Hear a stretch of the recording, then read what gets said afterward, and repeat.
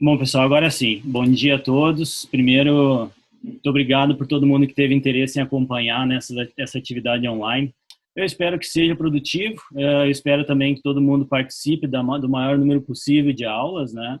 Então, essa primeira aula de hoje, dois momentos, né? Um primeiro momento eu vou explicar um pouco, de maneira mais rápida, a estrutura desse curso de 10 aulas, e aí depois a gente vai falar sobre a primeira temática de hoje, né? Que está relacionada à escolha do material que vocês vão usar para literatura, para ler, né? E também a escolha do material que vocês vão usar para referenciar. Então, essa cadeira de redação científica, eu ministro essa cadeira presencialmente aqui no pós-graduação que eu dou aula, uma vez por ano, né? Principalmente porque é algo que não é muito ofertado, na verdade, nos cursos de pós-graduação, né? E, na verdade, é uma questão fundamental a gente se perguntar por que a gente está aqui. E talvez muitos de vocês estejam aqui com aquela expectativa de ter lá no final do corredor, que tem nessa imagem aí, né, o artigo aceito. Então a gente vai falar muito nessas 10 aulas sobre a questão de artigo aceito, vai falar muito sobre questões que podem ajudar esse caminho a ficar menos sinuoso, né? Não é fácil. Não, eu vou comentar em vários momentos das nossas aulas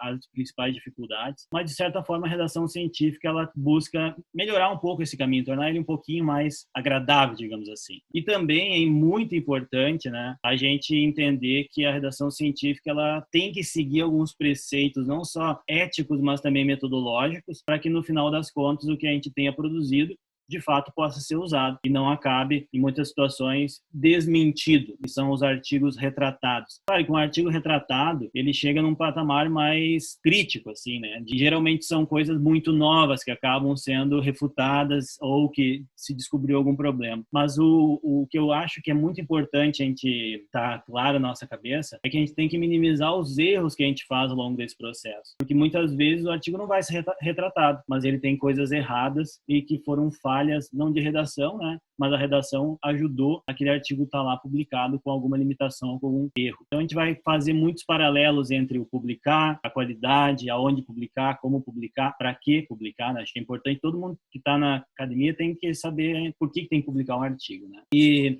se alguém já viu algum dos vídeos que eu tenho de redação que estão no YouTube, eu uso essa analogia nas minhas aulas também, né, para falar da leitura e da redação. Então tem aquele ditado, né, que fala do quem que chegou primeiro, né, se foi o ovo ou se foi a galinha. E aí, bom, se a gente abrir essa discussão aí, não, foi o ovo, porque do ovo vem a galinha, não, foi a galinha, porque da galinha vem o ovo. Só que a gente esquece outras coisas quando a gente entra nessa discussão. Por quê? Porque a gente quer falar de maneira muito rasa. E a gente esquece que, na verdade, tem outras questões envolvidas aqui. Antes da galinha, o ovo já existia. Porque tem muita coisa que sai daquele ovo, não sai só a galinha. Então, assim, a gente tem que tomar muito cuidado quando vai começar a escrever, porque não é, a redação científica não começa com a escritura, né, com o ato de ir para o computador e começar a digitar palavra. Não é com isso que começa a redação científica. A redação científica vai começar com um passo antes, com vários passos antes, então relacionados com a leitura. Então, a gente poderia dizer que a leitura, nesse contexto aqui, né, é o ovo, né, e a galinhazinha lá, o pintinho, nesse caso aqui, né, ele vai ser a redação. Então, não adianta, pessoal. A primeira coisa, para quem eu sei que muitos vão tomar algumas notas durante as aulas aí e tal, a primeira nota é, para escrever bem, tem que ler muito. Não é ler bastante, é ler muito, porque a gente vai falar muito disso, que eu tenho que conhecer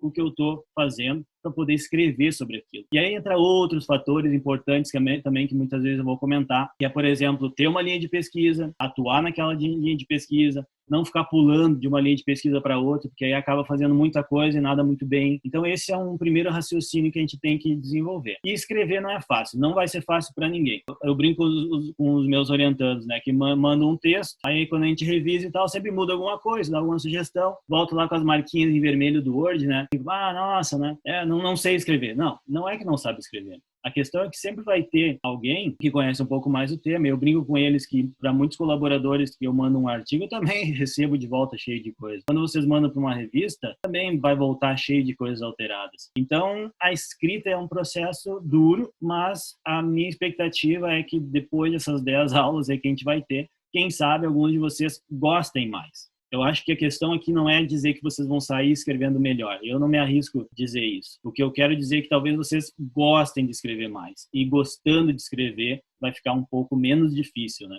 Porque geralmente os estudantes gostam muito da parte experimental, depois aprende a processar dados, gosta muito de processar dados, e aí no final das contas, o que acontece? Não insiste, não investe tanto tempo na redação. Então não é fácil, né? Mas no final das contas vocês vão acabar gostando mais de escrever no futuro do que das outras coisas. Podem escutar o que eu digo. Então, a maior expectativa de quem mandou o e-mail dizendo que queria acompanhar as aulas de quem está fazendo o curso é aprender a escrever. E eu vou mostrar para vocês em uma sequência como é fácil. Vejam só como é fácil. Primeiro, escolha um ambiente legal. É um ambiente que você se sinta confortável. Computador, uma mesa bem posicionada, uma cadeira confortável. Ok, então essa é a primeira dica. Barbado. A segunda é, vendam o artigo de vocês no título e no resumo. Então usem o título e o resumo a favor disso. Vai ter uma aula só sobre isso. Trabalhem na introdução de vocês para que vocês consigam conduzir o leitor ao problema que vocês querem investigar. A gente vai ter uma aula sobre isso também. Então, como apresentar aquele texto de forma que o leitor entenda o porquê que é importante fazer aquilo. Depois, nos métodos, mostrem quais foram todos os ingredientes, né, que vocês usaram para construir aquele trabalho. Também, vejam como parece fácil, né, galera? É muito tranquilo. Depois, nos resultados, façam com que as pessoas leiam os resultados de vocês e entendam, sem precisar, muitas vezes, ler o texto. Só olhando uma figura, uma tabela, eles entendam o que vocês estão querendo mostrar. Então, essa também é uma dica. A gente vai ter uma aula sobre isso, como melhorar essa questão. Discutam o trabalho de vocês, mostrando o que vocês têm de bom, mas também mostrem o que vocês não conseguiram responder e o que outras pessoas podem responder. Façam com que figuras e tabelas sejam autoexplicáveis. Então, façam com que a pessoa enxergue a figura e entenda o que foi comparado, qual foi a diferença que teve, como que isso foi abordado. Na teoria é muito fácil. Depois, referências. Usem sempre as referências originais. Evitem referências indiretas, né? Evitem citar trabalhos que, teoricamente, não suportam aquelas afirmações que vocês estão dando. E aí a gente vai falar muito sobre isso também, que é tomar cuidado para o artigo não terminar com 200 referências, que muitas vezes acontece, né? Discutam as autorias. Esse é um ponto também que a gente vai falar já no início do curso, né? Então, quem que tem que estar nesse time de autores de um artigo? O que é a autoria de um artigo e o que é contribuir e trocar ideias para um artigo? E essa vai ser uma discussão boa. Escolham uma lista de jornais que vocês queiram enviar o artigo de vocês. Tá? Não adianta você, eu quero mandar para essa revista aqui. Essa aqui é que eu quero mandar. Não adianta, vocês têm que ter uma lista de 5, 6, 7, 8 revistas que são opções, né? Eu vou falar muito sobre isso já hoje também. Quando você submete um artigo, não é só dizer para o editor, prezado editor, prezada editora, enviamos o nosso artigo que esperamos seja aceito. A cover letter, que é muito falado, não é isso, né? A gente vai falar da elaboração dessa cover letter, que é muito importante. E eu vou contar para vocês a história de como que eu descobri que isso era importante, também numa das nossas aulas. E, por fim, respondam aos revisores sem ficar frustrados. É muito comum, principalmente os alunos que estão começando, né, os primeiros artigos submetidos e tal, quando recebe o parecer de revisor, meu Deus do céu, esse artigo que eu fiz está tudo errado, está tudo ruim. Não, quer dizer, pode ser que não, pode ser que sim, né? Mas pode ser que não. Então, vamos analisar o que esses revisores estão dizendo e olhar como que eu posso, né, trabalhar nisso para usar esses comentários a meu favor. Eu acho que essa é a questão. Então, vejam só como 12 passos, né, muito simples de publicar um artigo. A gente poderia pegar essas figurinhas aí, pronto, cola na parede do laboratório lá e todo mundo vai se dar bem. Será que vai ser assim? Provavelmente não, né? Por quê? Porque para chegar num ponto de entender essas figuras e traduzir isso para a redação do artigo de vocês é um caminho longo, vai levar muito tempo. O que eu quero dizer com muito tempo? Um artigo para ser publicado, se tudo correr de maneira perfeita, a gente pode colocar uma janela aí média de 2 anos entre elaboração do projeto, aceitação de comitê de ética, experimentação, análise de dados, submissão de artigos. Claro que, se é um experimento que tem 1 ano de intervenção, é diferente, mas em média vamos pensar assim. Então pensem, pessoal, que para aquele trabalho estar lá disponível para os outros lerem, o caminho vai ser longo e vai tomar muito tempo. O que a gente pode tentar fazer com a redação é tentar fazer com que, entre a fase de preparar a proposta e escrever, né, esses 2 extremos, eu consiga trabalhar de maneira mais eficiente. Eu acho que esse é um dos objetivos da redação científica. Então, os nossos 10 encontros vão seguir essa sequência, todo mundo recebeu isso, né? Eu não vou gastar muito tempo aqui. E o nosso primeiro dia de hoje vai ser sobre os tipos de relatório de pesquisa, e eu vou falar também um pouco sobre estratégias de leitura científica, que eu acho que é uma coisa que os alunos sempre me pedem, né? Me pedem dicas de como ler melhor, como otimizar a leitura de um artigo científico. Então, eu vou comentar um pouco sobre isso. Acho que está todo mundo indo bem por enquanto, né? Então, vamos seguir aqui. Então, o meu nome é Felipe Carpes, eu sou professor aqui na Universidade Federal do Pampa, como eu comentei, né, no e-mail, e vou falar para vocês hoje sobre 2 blocos de informações que eu acho muito importante para preparar o escritor, digamos assim, né? Preparar aquela pessoa que vai colocar no papel as ideias que o projeto desenvolveu. E eu vou falar um pouco sobre o texto científico, sobre alguns tipos de textos científicos que são os mais comuns. Claro, pessoal, que existem outras formas de divulgar os resultados, eu vou comentar um pouco, vou deixar o meu foco maior nesses itens aqui. Vou falar um pouquinho sobre o processo de publicação e, no final, também sobre como escolher uma revista para ler os artigos daí, né? Se os autores influenciam ou não minha escolha por leitura, se o ano da publicação também. Então, a produção científica, digamos assim, o registro dela em papel, em texto, né? Começou faz muito tempo. Em 1665. Para vocês terem uma ideia, a primeira edição da Nature, que é uma revista na área médica bastante conhecida, né, foi em 1869. Então, 1869 para cá, são alguns anos aí, né, de produtividade científica, e até hoje essas revistas publicam. Então, o que eu quero dizer com isso? O interesse por compartilhar o conhecimento, ele tem muito tempo. Naquela época era muito mais devagar. Isso era um problema. Hoje é muito rápido. E isso, às vezes, também é um problema. A gente vai falar sobre isso em alguns momentos. Esses artigos podem ser de alguns tipos. Por exemplo, um primeiro tipo de artigo comum que vocês vão encontrar nas leituras é o que a gente chama de comunicação curta, ou a short communication, pode ser também chamada por algumas revistas de technical note, uma nota técnica. Então, qual que é a ideia desse short communication? Não é publicar o protocolo ou o teste piloto de vocês. Não é essa a ideia. Se vocês querem publicar o protocolo, você tem que ir lá na Trials, publicar lá numa revista que publica o protocolo. O short communication é assim: eu estou encontrando um resultado que afeta coisas que outros cientistas estão fazendo. Então, eles têm que ler isso de maneira rápida, eles têm que saber isso logo. Pronto. Essa é a justificativa para o envio de uma short communication. Eu tenho um resultado ou uma questão técnica que aguçam outros pesquisadores, que é importante que eles tenham essa informação logo, né? Geralmente são artigos mais curtos, de 2, 3 páginas, tem um limite bastante estrito de número de palavras e figuras, né? Então, é isso que é o short communication, né? Ele pode ser usado como referencial para mim escrever meu trabalho, meu artigo, meu projeto? Pode, claro que pode. A questão é, tu precisa usar ele? Esse é o ponto, dependendo do tipo de artigo. Precisa usar? Se ele é importante, sim. Agora, não confundam o short communication com dados pilotos, porque eu fiz aqui o primeiro piloto, quero tentar publicar esse piloto, tá? Se ele não tem essa característica de aguçar outros pesquisadores em alguma questão específica importante, não é o short communication a opção que vocês têm que escolher. O artigo original, que vai ser o que a maioria de nós usa para fundamentar nossas escritas científicas, ele tem aquele formato mais tradicional, de introdução, método, resultado, conclusão, discussão, enfim. E ele é construído, né, com base no método científico. Então, o método científico envolve o quê? Primeiro, eu tenho que ter um problema, eu tenho que ter informações sobre ele, eu tenho que ter uma hipótese, que é uma provável resposta, né? A gente vai falar bastante sobre isso na aula de introdução. Eu vou testar essa hipótese, eu vou gravar dados, eu vou analisar, vou fazer a minha conclusão e vou repetir o trabalho. Mas eu vou repetir o trabalho, não é que eu vou fazer ele exatamente da mesma forma. Existem situações em que, sim, um trabalho tem que ser feito da mesma forma várias vezes, né? Estudo de repetibilidade, reprodutibilidade, fidedignidade, enfim, tá? Mas o que eu quero dizer aqui com repetir o trabalho é para mostrar se aquela teoria ela está sendo construída de maneira robusta ou não, porque daqui a pouco eu posso derrubar ela e aquilo já não funciona mais.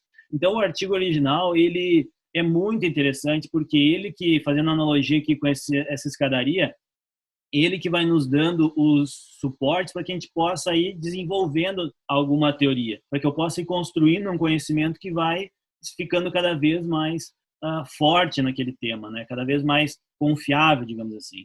E a figura de cima que eu coloco no slide aqui, eu gosto muito porque ela envolve a questão do debate. Então, assim, se vocês tiverem o resultado do artigo de vocês, a gente vai falar isso na aula de resultados, e vocês não mostrarem para ninguém, só vocês estão olhando e discutindo para escrever o artigo, a primeira pessoa que olhar ele, que não for autor, já vai encontrar pontos que podem ser alterados para melhor ou para elucidar alguma dúvida. E a gente não faz isso muitas vezes, né? Então, lá na aula de resultados, eu vou mostrar algumas estratégias que vão ajudar a redação, que não necessariamente passam por digitar palavras. É mostrar esse resultado antes. Tá? Então, o artigo original ele envolve muito isso, essa troca de informação para construir aquela discussão e depois, sim, mostrar, né? Para os meus pares, são os colegas, cientistas, professores, discentes, profissionais que atuam na área, se aquele conhecimento que eu estou gerando, de fato, ele pode ser aplicado e se a comunidade concorda com aquilo. Outro tipo de artigo também bastante utilizado é o artigo de revisão, né? E aqui também, pessoal, às vezes tem um viés assim de compreensão de uma revisão de literatura. Eu vou dizer para vocês uma coisa, em vários momentos do nosso curso, eu vou comentar pontos que o que eu falo na aula é assim: vocês podem conversar com os orientadores de vocês, orientadores, talvez eles não concordem. E tá todo mundo bem, entendeu? Porque eu tenho uma opinião aqui baseada na redação científica, mas depende muito da temática, depende muito das áreas que vocês estão atuando. Mas, no geral, o que eu vou dizer para vocês de artigo de revisão? Primeiro, hoje em dia, não tem mais espaço na literatura para artigo de revisão narrativa, que é aquele artigo que eu seleciono um monte de artigo, leio e escrevo alguma coisa. É muito pouco tem muito pouco espaço para esse tipo de trabalho nas publicações.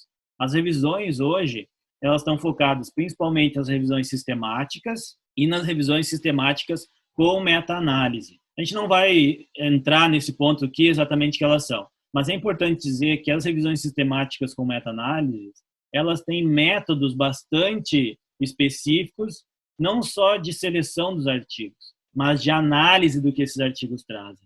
Então, isso faz com que o artigo de revisão discuta, de fato, o que a literatura tem. E qual que é o objetivo desse trabalho de revisão?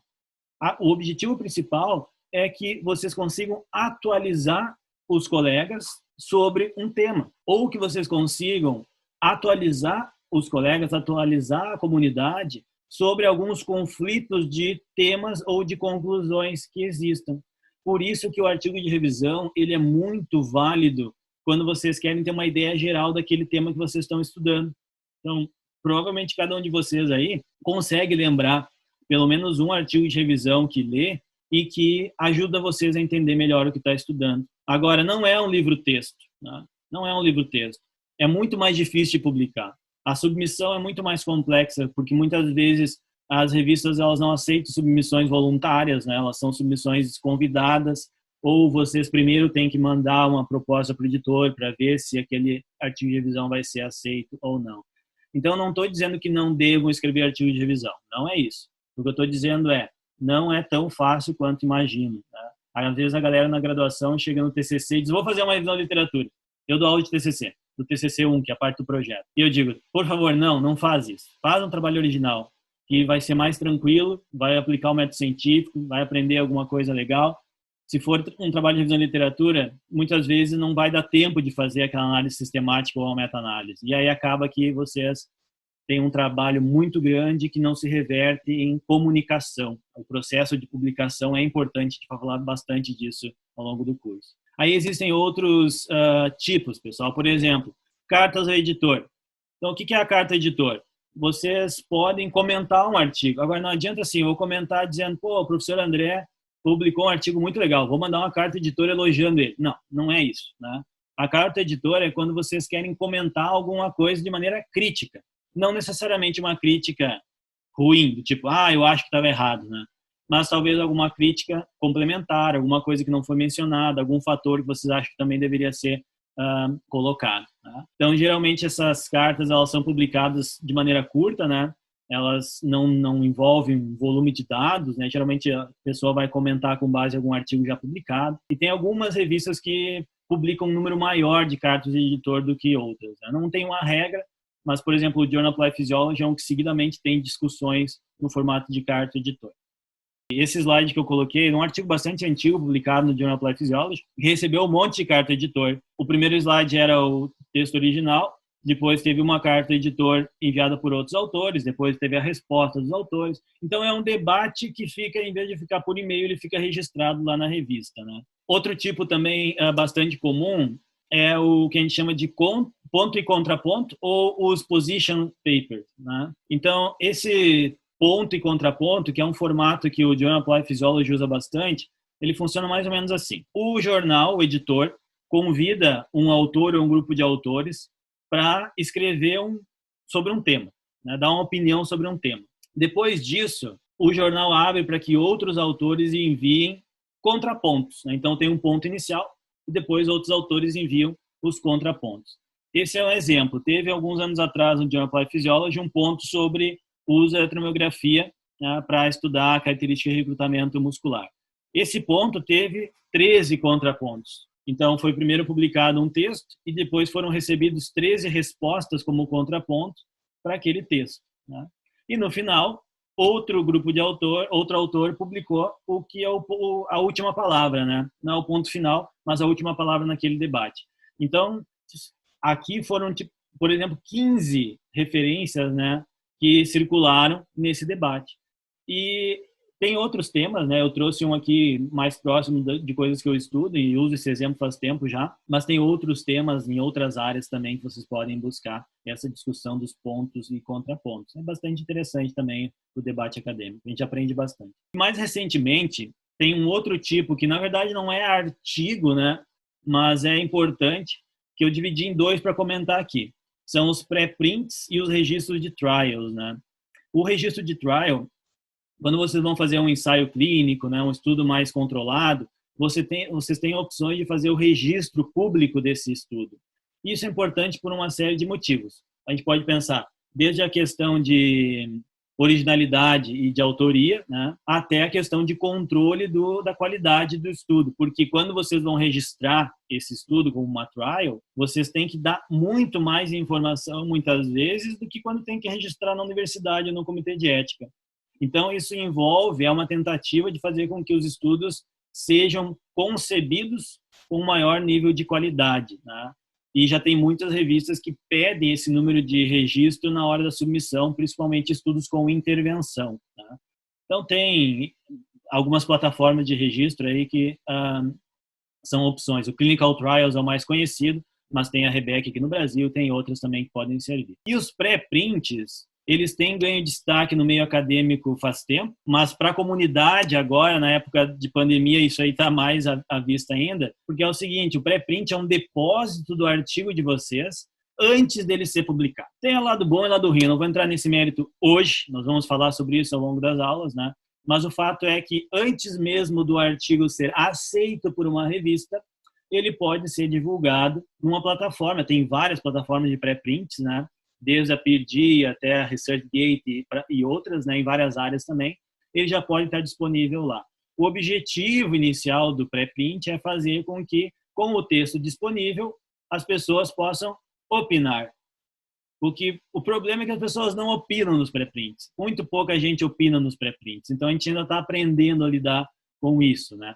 O ResearchGate, que é uma plataforma de compartilhar artigos, né, muitos devem conhecer, eles têm uma ferramenta agora, inclusive, que vocês podem colocar o texto de vocês lá e pedir, né, para alguém dar opinião. Então, vocês podem dizer, eu quero que a professora fulana dê uma opinião no meu artigo. Vai lá e envia via plataforma um convite para a professora dar uma opinião sobre o artigo de vocês. Eu nunca usei essa ferramenta específica, não sei como é que está sendo, né? Mas eu acho que é uma coisa que, para o futuro, essa questão da ciência colaborativa, ela vai acabar desenvolvendo um pouquinho mais. Ela não desenvolve tão rápido essa questão da ciência colaborativa, na minha opinião, né? Hoje, não sei se essa minha opinião vai perdurar muito tempo, é porque ainda tem muita concorrência individual entre grupos e universidades, né? Então, acaba que isso é bom e é ruim ao mesmo tempo, né? Prejudica um pouco esse trabalho colaborativo. Então, pessoal, esses 6 tipos aqui de textos que eu rapidamente expliquei para vocês são os que a gente mais comumente encontra aí como publicações.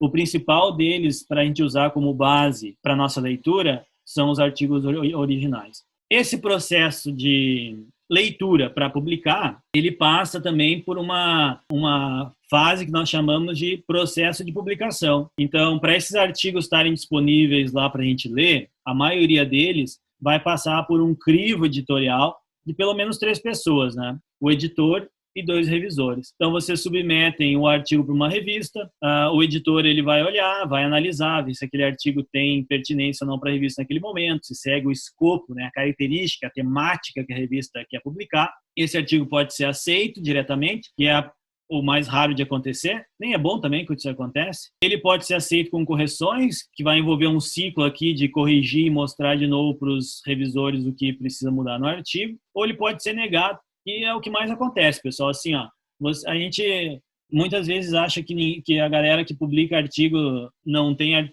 trabalho negado, e para cada um artigo aceito, sei lá, são uns 20 artigos negados.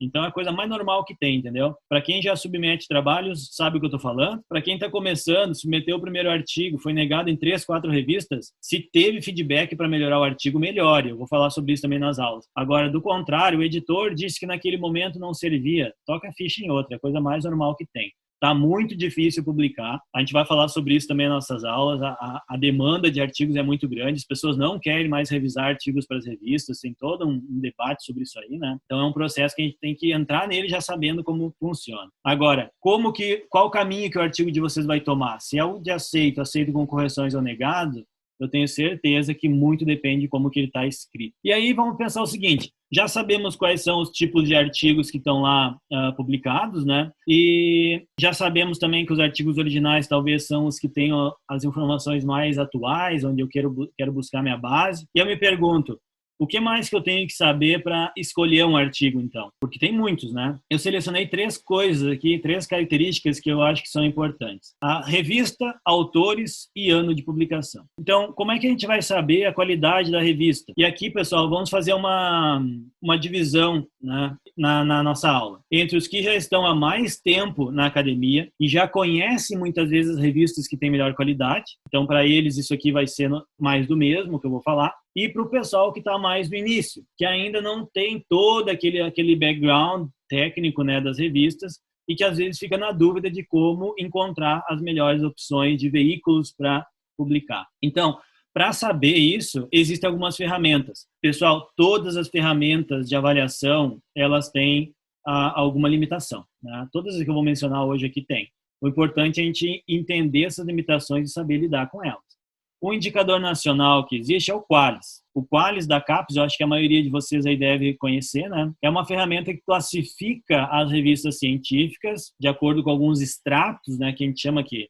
Até então, era o Qualis A1, A2, B1, B2, B3, B4, B5 e C. Tá para mudar agora o Qualis, vai ter um extrato A de 1 a 4, um B de 1 a 4, né? Mas isso ainda não está 100% definido ainda. Por enquanto, a gente pode dizer que o Qualis é sim um indicador nacional de qualidades das revistas. Cada área define o seu ranking de revistas, vamos chamar assim. Nas ciências biológicas é um ranking, na educação física e fisioterapia é um outro ranking, nas ciências agrárias é outro ranking, nas engenharias é outro ranking. Então, depende da área, dependendo da área, o peso, a importância que uma revista pode ter, ela pode variar um pouco. Vocês podem consultar esse Qualis online, né? Então, esse slide aqui mostra um exemplo de como que as revistas são classificadas na área 21, né, que é a área de educação física. Os números que estão aqui embaixo no quadro 2, vocês desconsiderem, porque isso é só um exemplo, não é o mais atual. Mas, por exemplo, dentro da área 21 da CAPES, que envolve educação física, fisioterapia, terapia ocupacional, fonoaudiologia, tem 2 itens que são considerados. O primeiro é a identidade da revista com a área e o segundo é o fator de impacto daquela revista, né? Então, combinando essas 2 coisas, a área define um ranking. Se a gente for para ciências biológicas, 2, por exemplo, é só o fator de impacto que é considerado. Então, depende da área mas em todas elas cada área vai ter o seu Qualis. Essa é a plataforma do Qualis periódicos da CAPES. Vocês podem procurar no Google ali Qualis CAPES ou o link que está no slide, e vocês vão procurar, vão colocar o nome de uma revista para busca. Por exemplo, eu coloquei aqui o Journal of Biomechanics, e vocês podem ver que aqui embaixo, e aqui é a parte que eu falei, que para alguns é mais do mesmo, mas talvez para outros aqui na aula seja novidade. Coloca lá o nome da revista, aqui embaixo vai aparecer, né, o ISSN, então é importante ver, né, é a mesma revista, todos têm o mesmo ISSN, mesmo nome, e aí a área de avaliação e a classificação. Então reparem, olha só, o Journal of Biomechanics na educação física, que é a área que envolve também a fisioterapia dentro da CAPES, tem classificação A1. A1 é a mais alta. Mas se a gente for lá na área de medicina 2, por exemplo, ela já é B1. Mas por que será que isso acontece? Provavelmente porque o conteúdo que o Journal of Biomechanics veicula, divulga, ele é muito mais importante para a educação física, para as engenharias, do que para a área lá da medicina 2, que eu não lembro especificamente agora quais são as temáticas envolvidas. Então, isso é a forma como o Qualis vinha trabalhando. A nova proposta parece que muda um pouco, né? Mas ainda vai ter os extratos nessa sequência. Então, qual que é a limitação, pessoal, que eu falo, né? Teoricamente, quanto maior o Qualis, melhor, né? Mas a gente sabe que isso não é regra, porque muitas vezes vão ter artigos em revistas muito boas e que não necessariamente vão estar naquele Qualis A1. Eles vão estar num A2, B1. Eu não estou dizendo que eles vão estar nas B4 e B5, pessoal, também. A gente vai falar sobre essas questões na hora de submeter os artigos. Quando a gente vai falar de que é muito bom, mas não é A1, é porque é A2 ou B1. Abaixo disso já tem muitas limitações que começam a aparecer. Outra ferramenta de avaliar as revistas é o fator de impacto. O fator de impacto, ele considera uma razão entre o quanto que a revista publica e o quanto ela é citada. Então, quer dizer o quê? Quanto mais citados forem os artigos de uma revista, maior vai ser o fator de impacto dessa revista. Aqui eu colei alguns exemplos para a gente. Por exemplo, dentro do grupo da Nature, que é aquela revista que eu comentei no início. A Nature tem um fator de impacto de 43,07. Depois aqui tem outros tipos que eu vou comentar em seguida, né? A Scientific Reports, ela tem 4,0. Então, qual é a diferença entre essas duas? 43 para 4,0. A diferença é o nível de novidade das coisas que vão estar sendo publicadas, a qualidade dos estudos e o nível de citação que esses trabalhos têm. Os trabalhos da Nature chamam muito mais atenção. Mas eu não estou dizendo que um trabalho que está na Scientific Reports não é importante. Até porque a Nature tem um escopo bastante amplo e aceita um número muito reduzido de artigos, né? O fator de impacto, a Nature não é o maior. A revista que tem maior fator de impacto, acho que é 120 e poucos pontos de fator de impacto, né? Não tem uma janela de tanto a tanto, é de 0 para cima, né? Quanto mais alto, melhor. Na área de educação física, por exemplo, vou dizer para vocês que nós temos revistas muito boas com fator de impacto entre 1,8 e 2,8, onde está a maior parte das nossas revistas. Poucas estão acima de 3,0, com o escopo da educação física e da fisioterapia. Mas existem algumas, né? Pegar o British Journal, por exemplo, né? Fator de impacto 11, acho que é. Então, assim, tem revistas que têm fator de impacto mais alto na nossa área. Mas é claro que uma revista médica, como a Nature, vai ter, a Science também, que é uma revista na área mais de ciências exatas, elas vão ter um fator de impacto muito maior pela atenção que elas atraem, pela novidade que os artigos estão apresentando. Tem problemas no fator de impacto? Tem, né? Tem problemas, né? Ele também é uma medida que tem limitações. Depois eu vou comentar alguma coisa mais específica disso. Então, a revista, como é que eu posso escolher? O Qualis me dá uma ideia da qualidade e o fator de impacto me dá uma ideia da qualidade. Tem diferença de uma revista de fator de impacto 0 ponto alguma coisa para 3 ponto alguma coisa? Tem, pessoal. Tem. Vocês vão olhar os artigos lá, vocês vão ver que o nível de novidade, os melhores trabalhos vão estar no impacto maior. Mas tem outras coisas mais simples que eu também tenho que cuidar na hora de citar um trabalho, de usar ele. E aqui, onde é que eu quero levar? Eu quero levar para que quando a gente cita um trabalho no nosso artigo, ele tem que merecer ser citado. Eu tenho que citar uma coisa boa, então eu tenho que saber escolher. Então a revista tem que ser internacional. Por quê? Quanto mais gente acessar, mais gente opinar, melhor. Ela tem que estar indexada em bons indexadores. Por exemplo, nas áreas que a maioria de nós aqui estuda, ela tem que estar no PubMed, ela tem que estar indexada no Medline. Preferencialmente, esse artigo tem que estar disponível na íntegra na internet, que hoje em dia é a forma como todo mundo acessa. A gente tem maior acesso às revistas que são gratuitas, né? Então, só que existem muito poucas revistas gratuitas hoje em dia. Nós conseguimos o acesso ao artigo via periódicos da CAPES, né, que o governo acaba pagando o registro. Mas a gente tem que valorizar essas revistas open access. Por quê? Porque elas acabam ampliando o acesso. Qual que é o problema? O custo e também alguns meandros da revisão editorial, que a gente vai comentar também na nossa aula específica sobre isso. E eu tenho que buscar revistas que sejam respeitadas na área, revistas que tragam novidade, as revistas que meus pares estão lendo. Ou seja, eu tenho que escolher, né? Eu tenho que aprender a escolher os artigos que eu estou usando. A autoria é um fator que influencia? Em teoria, não, pessoal. Em teoria, não interessa quem escreveu o artigo. Mas o que a gente tem que ter em mente é que existem grupos de cientistas que estão estudando mais um determinado tema. E, às vezes, a possibilidade de eu encontrar novidade lendo textos daquele grupo é maior. Então, por isso que acaba que muitos de vocês, os artigos do grupo da professora, do professor fulano, são artigos que me interessam muito. Por quê? Porque tem uma série de trabalhos sendo feitos naquela linha de investigação. Então, nesse sentido, o autor acaba influenciando um pouco. Tem como quantificar, né, a qualidade, digamos assim, do trabalho de uma pessoa? Tem. Primeira coisa, ética, né? Vocês conhecerem aquele trabalho e saber que aquele grupo trabalha de maneira séria, que os dados são confiáveis, que os experimentos são bem feitos. Muitas vezes o próprio registro do ensaio clínico, se for o caso no estudo de intervenção, te garante, te dá maior chance disso estar acontecendo. Mas eu também posso olhar indicadores como o currículo, que no nacional aqui é o currículo Lattes, e eu também posso olhar os indicadores internacionais como o índice H. O índice H, ele tem uma analogia com o fator de impacto para a revista, porque ele me dá um indicativo de quantas citações, em média, aqueles trabalhos daquele autor, daquela autora, recebe. Eu posso calcular de maneira simples ele pensando assim, se alguém tem um fator H 10, quer dizer que essa pessoa tem pelo menos 10 artigos publicados que receberam pelo menos 10 citações. Então, isso quer dizer um índice H igual a 10. Né? Tem como calcular? Ele tem a razão entre os artigos publicados e citações, enfim. Mas o conceito prático é esse. Índice H10, 10 artigos que têm pelo menos 10 citações. Então, o que isso leva a crer? Que quanto maior for o índice H de uma pessoa, mais artigos com mais citações ela tem. E isso pode indicar o quê? Pode indicar que aquele trabalho que está sendo produzido tem bastante qualidade, porque ele tem bastante citação. Agora, será que isso acontece? E aí vem uma limitação que volta lá para o fator de impacto da revista também.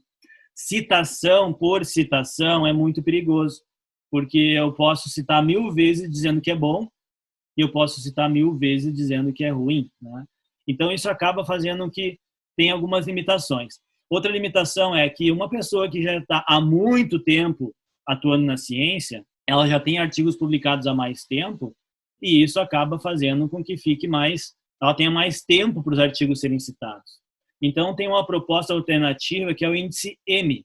O índice M, ele tenta normalizar, o pessoal da biomecânica está acostumado com o sistema de normalizar, para tentar comparar as diferentes pessoas. Então, o índice M é o quê? É o teu índice H dividido pelo número de anos desde a primeira publicação. Então, se a primeira publicação foi em 2004, é de 2004 para cá. Se o colega publicou o primeiro em 1990, é de 90 para cá. Se os dois têm índice H igual a 10, o que significa? Quem que tem maior impacto, digamos assim? É o que tem índice H de 10 de 2004 para cá ou tem índice H de 10 de 1990 para cá? Então, é isso que esse M-Index aqui faz, né? Ele tenta normalizar. Porque no Brasil, esse não é um parâmetro ainda muito utilizado de avaliação, mas em outros países, outras agências de fomento, elas já colocam muito isso, né? De quantificar também o índice H daquele cientista, daquele pesquisador. Mas tem outros problemas. Por exemplo, o índice H, ele não considera o número de autores do artigo, ele não considera a posição de autoria, né? Porque assim, se o cara tem 200 artigos e está sempre no meio do bolo ali, as posições mais importantes são as 2 primeiras e as 2 últimas. Geralmente é ali onde está o pessoal que mais contribuiu, né? Então, talvez tenha uma diferença né? Não é a ordem alfabética, pessoal, para colocar o nome de autor no artigo. Vai ser a nossa aula de autoria isso. Ele não considera o contexto das citações, né? Como eu falei. E ele pode ser manipulado por autocitação. Assim como o fator de impacto também pode ter essa característica, né? Então, é complicado, né? Mas a gente sabe hoje o quê? Que o índice H, por exemplo, que nem esse que eu trago aqui do professor Ivan Esquerdo, se vocês olharem lá no Scopus dele, o índice H é de 52. Isso aqui está desatualizado, tá? Ele tem 52 artigos que receberam pelo menos 52 citações. Gente, isso aqui é muita citação, tanto que ele é o cientista mais citado da América Latina, com mais de 25 mil citações. Então, o índice H ele tem essa característica de tentar nos ajudar a identificar a questão de autores com maior ou menor impacto. Essas são algumas ferramentas que vocês podem usar no Scopus, né, tranquilo para olhar. E o ano? Aqui, o que eu tenho que olhar? Será que eu tenho que olhar artigos mais recentes, mais antigos, né? Então, se a gente pensar que a ciência ela busca, né, testar teorias, derrubar teorias ou confirmar teorias, a primeira orientação é a gente tem que olhar as coisas que são mais recentes, né? Idealmente, a gente geralmente busca ali as coisas que estão nos últimos 5 anos, 10 anos, né? Claro que dependendo, pode ter um artigo mais antigo que seja importante ser citado e ser utilizado nas leituras de vocês. Ótimo, isso vai acontecer, né? Agora, a gente vive também nos últimos 20 anos aí de muito avanço tecnológico. Então, a gente tem que estar ciente também que será que aquela medida que foi feita em 1970 ela ainda funciona hoje? Será que não teve uma técnica mais recente?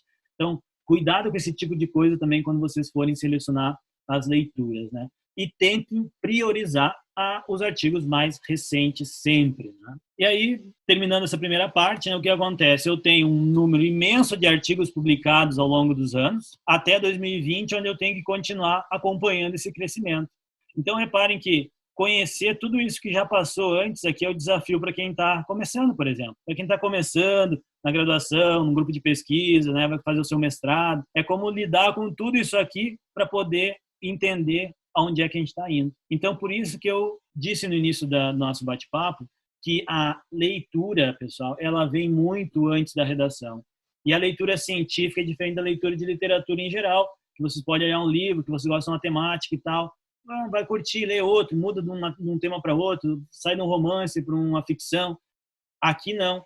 Aqui vocês têm que identificar uma linha que vocês querem atuar, que vocês gostam, para que vocês consigam entender um pouco daquilo. Senão vai ficar muito difícil lidar com todo esse conhecimento acumulado que teve antes. E aí vocês não vão conseguir trazer coisas novas. Bom, o que a gente fez até agora? Vimos os tipos de textos e algumas dicas de como escolher, como selecionar. Lembrem sempre disso. Tem muita coisa publicada. Muito, muito, muito, muito. E nós temos que valorizar o que é bom. Então, usar talvez algumas dicas desse material, desse bate-papo, para escolher melhor as minhas referências. Escolhendo melhor essas referências, eu consigo, né, saber como identificar o que é mais útil para mim. Se o artigo é ruim, eu não tenho que usar ele. E muitas vezes a gente acaba usando por preguiça. Vai lá, procura uma citação, encontrou que dá fundamento para aquilo, usa e pronto. Não é assim, pessoal. Então, assim, tenham sempre isso em mente. Tem muita coisa publicada e nós temos que ler o que é bom. E ainda fazendo essa seleção bastante estrita, eu ainda vou ter muito texto para ler. E aí, como que eu posso otimizar essa minha leitura? Eu posso otimizar a minha leitura usando algumas estratégias. Primeiro, buscando de maneira adequada. Então, eu vou lá no PubMed para fazer a busca e eu posso primeiro identificar quais são as palavras-chave que mais vão ser úteis para mim. No PubMed tem uma plataforma, a interface do PubMed está mudando um pouquinho agora, tem uma interface nova, né? Que é a plataforma Mesh, aqui o nome dela, Mesh. Quando vocês colocam essa plataforma como onde vocês vão buscar, ela não vai buscar artigos, ela vai buscar palavras-chave. E isso ajuda vocês a identificar as palavras-chave mais próximas dos temas que vocês querem estudar, né? Então, é muito importante usar isso a favor de vocês. Saber buscar o trabalho. Por quê? Porque muitas vezes vocês vão lá colocar um jogo de palavras-chave e vão encontrar 40 artigos, 50 artigos. Mas se vocês não conseguirem fazer uma combinação legal, vocês podem encontrar 1000 artigos. Quanto tempo vocês vão levar para, a partir de 1000 artigos, definir o que é bom e o que não é? Então, invista um pouco de tempo aprendendo essas coisas. Tem N cursos online aí sobre usar PubMed, enfim, né, tutoriais. É muito fácil. E a parte boa é que depois que vocês aprendem a usar, você não precisa ficar estudando de novo como fazer. Já está tudo certo. Olha só aqui, eu combinei mais palavras-chave nessa busca e não encontrei nada. É a mesma temática, só que dependendo da forma como eu combinei as palavras, eu posso chegar e dizer assim, olha, eu pesquisei, imagina, faz a reunião com a orientadora, professora, eu fiz a busca e não encontrei nenhum artigo. Mas como não encontrei nenhum artigo? É impossível não ter um artigo sobre algum tema que vocês queiram já publicado. Pode não ser exatamente o que vocês estão procurando, mas alguma coisa vai ter.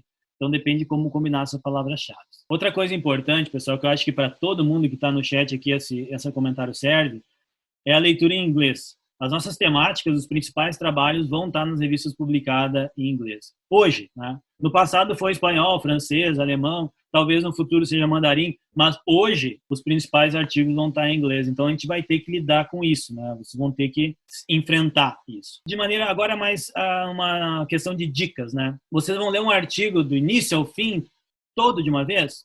Provavelmente não. Primeiro vocês vão começar lendo o resumo. Se o resumo não convenceu vocês, vão para outro artigo. Lembrem, tem muito artigo publicado. Então, se aquele resumo não passou a ideia geral do trabalho e vocês não se sentiram interessados em ir adiante, procurem outro. Por que eu digo isso?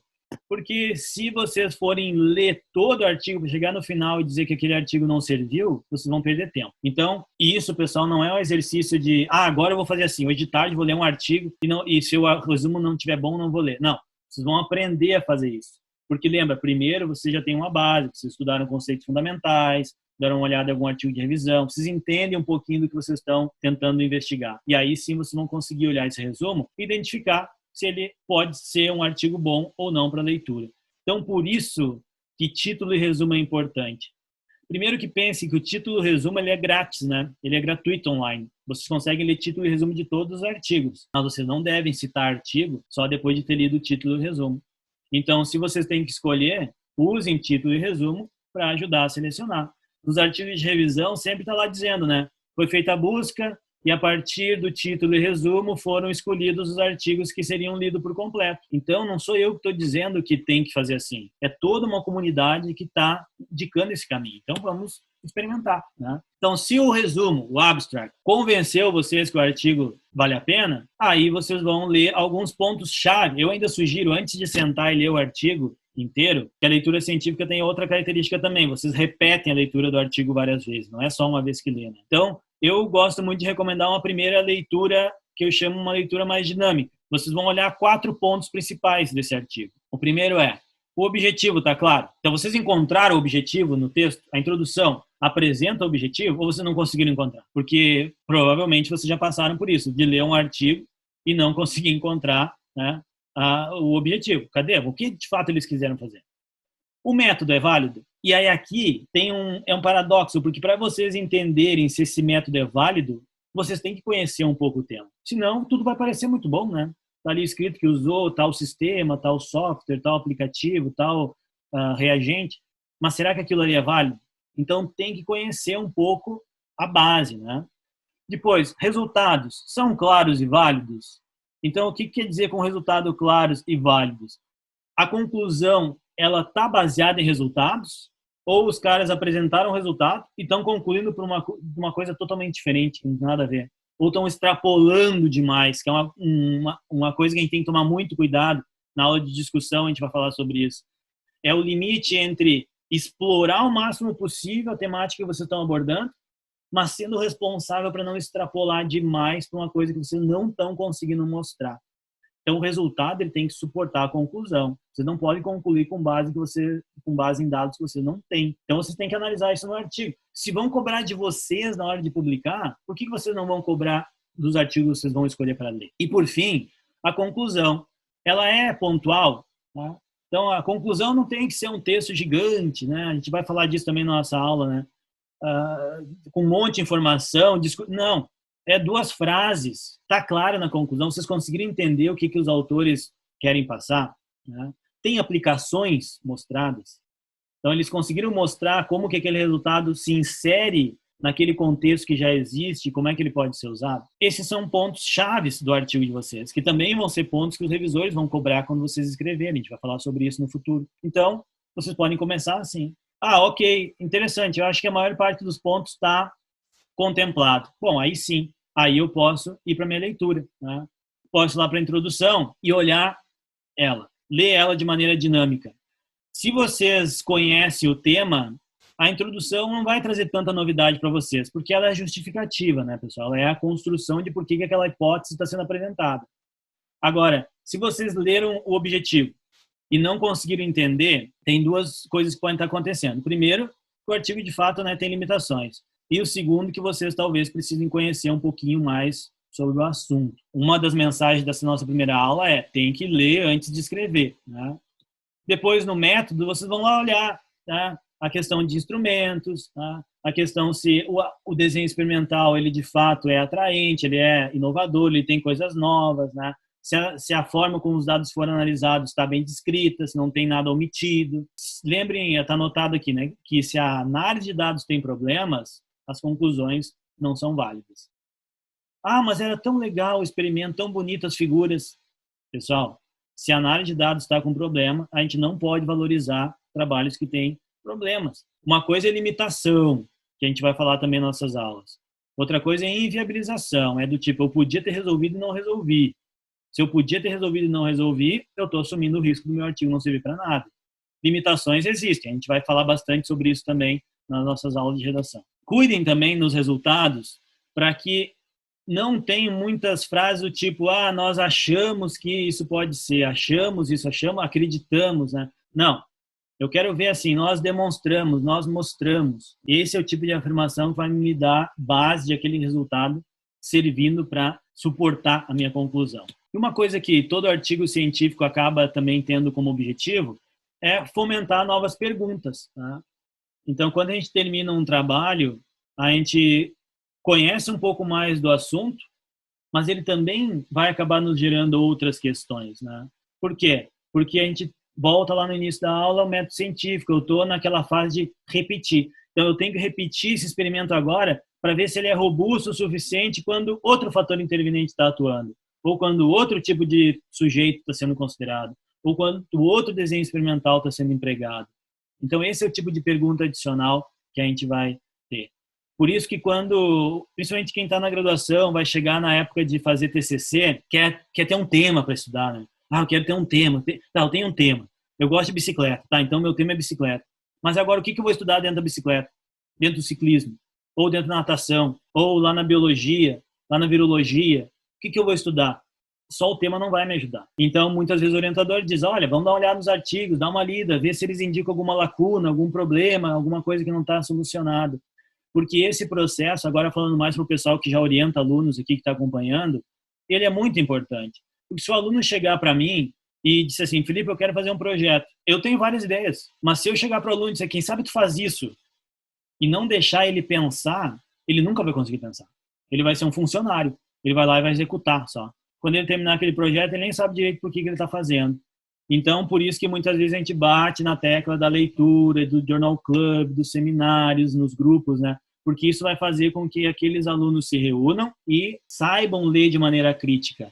Essa leitura que eu mostrei para vocês aqui é uma leitura crítica. Por quê? Porque em nenhum momento vocês leem por ler. Vocês leem perguntando. Isso está certo, isso não está. Isso está claro, isso não está. Isso deve aparecer aqui ou não deve. Então, vocês estão lendo de maneira crítica. E essa é a leitura científica. Pega agora essa época que a gente está vivendo, de vários estudos com novos métodos de tratamento, testes de substâncias, remédios, drogas, enfim. Se a gente não lê de maneira crítica, a chance de a gente promover coisas erradas é muito grande. Tem alguma estratégia adicional? Tem, né? Por exemplo, fazer anotações. Rabisque, marque. Hoje em dia tem tantas ferramentas aí online que a gente pode usar, né? Não é só anotar no papel, tá? É anotar no PDF, salvar em amarelo. Eu fico bem contente quando eu digo para um aluno meu assim, me manda aquele artigo que tu comentou aquele dia lá, eu quero dar uma olhadinha. Aí ele manda tudo marcado de amarelo, com comentário, com coisas anotadas. Por quê? Significa que ali teve uma leitura crítica, né? O aluno leu e se questionou, se perguntou, marcou o que é mais importante, para quando ele abrir de novo aquele artigo, ele achar aquilo de maneira mais rápida. Então, sim, façam anotações, né? Usem as ferramentas. Quando vocês guardarem os textos, também usem estratégias. Isso não é leitura especificamente, mas ajuda.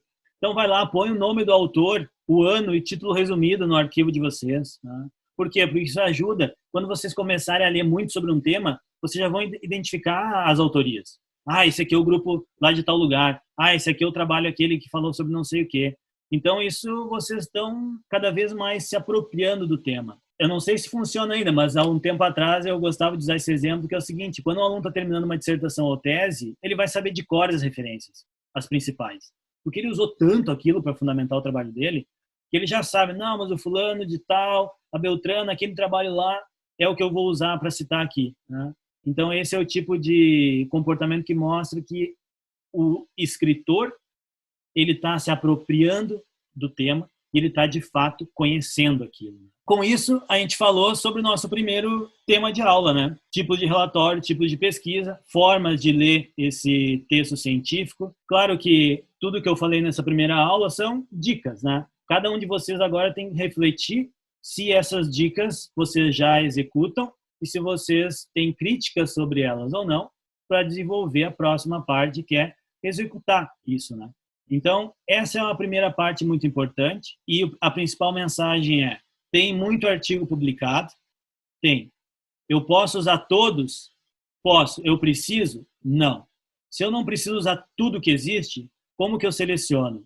Usando critérios de qualidade, valorizando as melhores referências, sabendo também que cada vez que vocês se apropriarem mais sobre um tema, mais fácil vai ser vocês realizarem essa crítica sobre o que já tem disponível, o que eu posso usar, tá bem?